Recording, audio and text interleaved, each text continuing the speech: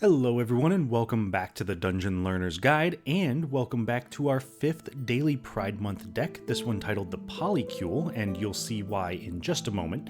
But if you've missed the last few days, what we're doing is making a Magic the Gathering commander deck using 2 non-partner commanders, working with a budget of $100 or less, and using this as a way to celebrate the diversity of the LGBTQ+ community for the entire month of June, so that way we can celebrate Pride Month while doing something we love with our hobbies. So today, our commanders are going to be a little bit of a mouthful, so please bear with me. We have Halana and Elena partners, and Inga and Essica. So in other words, Halana and Elena and Inga and Essica, which is a great way to make a Polycule with only 2 Magic the Gathering cards. So Halana and Elena are 2 green-red for a 2/3 legendary creature human ranger. They have first strike, reach, and at the beginning of combat on your turn, put X +1/+1 counters on another target creature you control, where X is Halana and Elena's power. That creature gains haste until the end of turn.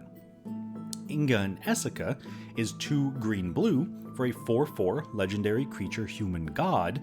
Creatures you control have vigilance, and tap, add 1 mana of any color, spend this mana only to cast a creature spell, and whenever you cast a creature spell, if 3 or more mana from creatures was spent to cast it, draw a card. So we are in the teamer colors today, being red, green, and blue, and let's break down some of our themes for this deck and what we're really trying to do. First up, we of course have counters. We want to focus pretty heavily on +1/+1 counters thanks to Halana and Elena being able to kind of pump up the rest of the team, and so because of that, we have cards like Duskshell Crawler, which is 1 and a green for a 0/3 insect. When it enters the battlefield, put a +1/+1 counter on target creature, and each creature you control with a +1/+1 counter on it has trample. Since Halana and Elena can make our creatures incredibly large, it's only going to be even better if we can give them trample, because then we can guarantee they're getting in for combat. Moving on to our second theme for today. This one is Mana Dorks. So we are full to the brim with creatures that can tap themselves for mana. And yes, I know, Inga and Essica can in fact make our creatures tap for mana anyway, but because of their ability to draw cards when we cast things with Mana Dorks, we do want to fill our deck with them just in case we need it. So a good example of that, and probably one of the best Mana Dorks out there, is Birds of Paradise, which is 1 green mana for a 0/1 bird. It has flying and taps for a mana of any color. This just really exemplifies what we're trying to do with our Mana Dorks, so we can really just flood the board, make a ton of mana, put a bunch of counters on them, and then smack our opponents for the victory. Moving on to our final theme of the deck, this one is of course X spells. Because we are intending to create so much mana and generate so much card advantage, we may as well have ways to really dump out our hand, and in case we need it, refill it in the same way. So, as an example, Hydroid Krasis here is X green and a blue for a 0/0 creature jellyfish Hydra beast. When you cast this spell, you gain half X life and draw half X cards, round down each time. It has flying, trample, and it enters the battlefield with X +1/+1 counters. So if we can make a ton of mana with all of our creatures, then we can cast a giant Hydroid Krasis, which is going to draw us cards and gain us life, and then we're also going to be able to give it trample with things like Duskshell Crawler, basically giving us a way to not only draw more cards and create bigger and bigger creatures, but also putting us in a position where we are able to win the game because we have these giant creatures and because we have been drawing cards in a way that our opponents probably won't be able to keep up with.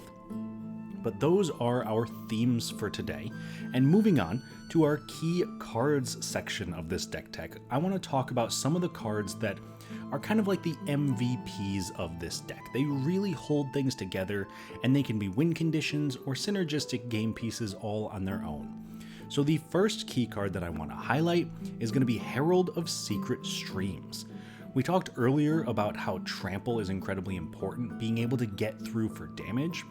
Herald of Secret Streams just completely bypasses us needing trample by just making our creatures unblockable.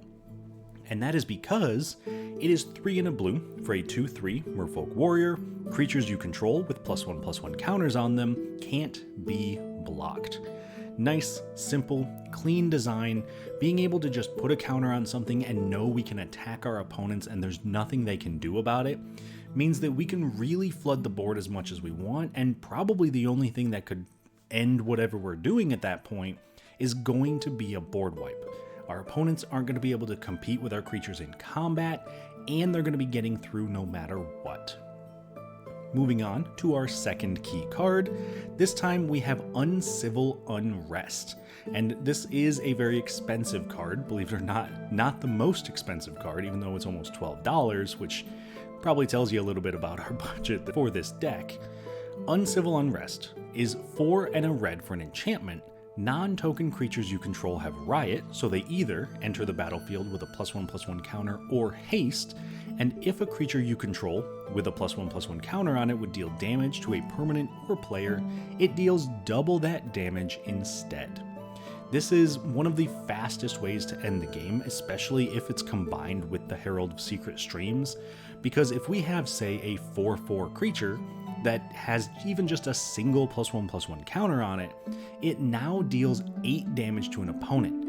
That's especially useful if we have trample, if we have unblockable, and it's a great way for us to close out games. Moving on to our final key card, this one is Raga Draga Gore Guts Boss, which is 2 red-green for a 4/4 legendary creature human boar. Each creature you control with a mana ability gets +2/+2. Whenever a creature you control with a mana ability attacks, untap it. And whenever you cast a spell, if at least 7 mana was spent to cast it, untap target creature, it gets +7/+7 and gains trample until the end of turn. Now, admittedly, we don't have a ton of spells that are going to trigger the final ability of being 7 or more mana, but we do have our X spells, and if we can get them to 7 or more mana, they will trigger Raga Draga's last ability. The most important part of this, though, is being able to untap our mana dorks when they attack, and giving them +2/+2, which if we have Inga and Essica in play, all of our creatures are mana dorks. Every single one of them can tap for mana, and will therefore get that +2/+2. If that doesn't win us the game, then honestly I don't know what will, because we are dealing a ton of damage, making a ton of mana, and putting ourselves so far ahead of the rest of the table that it really becomes almost an unstoppable ball rolling down the hill. That, though, brings us to the end of our key card section, and the next thing I want to do is talk about some cool interactions that are in this deck. These are cards that can synergize really well with each other, but in some cases are just fun interactions that I want to highlight. So the very first one I want to talk about is between Cradle Clearcutter and Broodlord. So Cradle Clearcutter is 6 mana for a 3/6 that can tap to add an amount of green mana equal to its power, or you can cast it for its prototype cost, which is 2 and a green, and it has the same ability, but instead of being a 3/6, it's a 1/3. Now, whether we cast it for 6 or for 3, it's already going to be very good. Tapping for 1 mana, great. Tapping for 3 mana, even better. But we do have ways to make it even better than that. The main way, of course, being Broodlord, which is X 3 and a green for a 3/3 Tyrannid. It has Ravenous, so it enters with X +1/+1 counters, and if X is 5 or more, we draw a card when it enters. But most importantly, it also has Brood Telepathy. When it enters the battlefield, distribute X +1/+1 counters among any number of other target creatures you control. If we can put a bunch of +1/+1 counters on Cradle Clearcutter, it will tap for that much mana. So if we can get it to a 10 power creature, then it taps for 10 mana and can then cast even bigger X spells, possibly make it even bigger, possibly just cast even more things. So it really just gets out of hand, and it's one of those cards that scales well with the course of the game, whether it's the clear cutter first before the Broodlord or even in reverse, because then we can just keep ramping into bigger X spells. Regardless, it's an incredibly powerful combination that probably just wins the game. And then, of course, moving on to our next cool interaction. This one is going to be between Aki Battle Squad and Marcus Mutant Mayor. So Aki Battle Squad, 5 and a red for a 6/6 Goblin Samurai. Whenever one or more modified creatures you control attack, untap all modified creatures you control. After this combat phase, there's an additional combat phase, but this ability triggers only once each turn. Now, as a quick reminder, modified would refer to any creatures that have equipment, auras, or, most importantly, counters.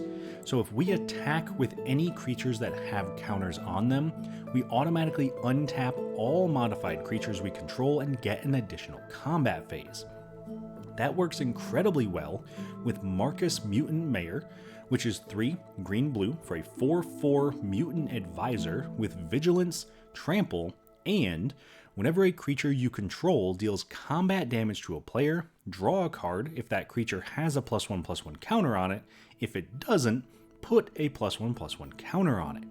So with Marcus, we can attack with all of our, we'll say, modified creatures. We're going to assume they're all modified. Attack, deal damage, draw that many cards. So if we attack with 5 modified creatures, we draw 5 cards when they deal damage. With the Aki Battle Squad, we would then get to also untap those creatures and attack again. So not only are we attacking 2 times with 5 creatures that are probably pretty big given the fact that they have counters on them, we're also drawing 10 total cards, which is an absolutely absurd amount of value from just 2 cards.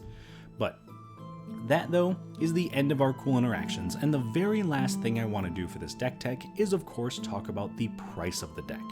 Now, we did get pretty close to our budget limit, hitting $93.22, with the most expensive card in the deck being Biophagus at $14.35, which is honestly a little bit surprising to me. I had no idea this card was this expensive.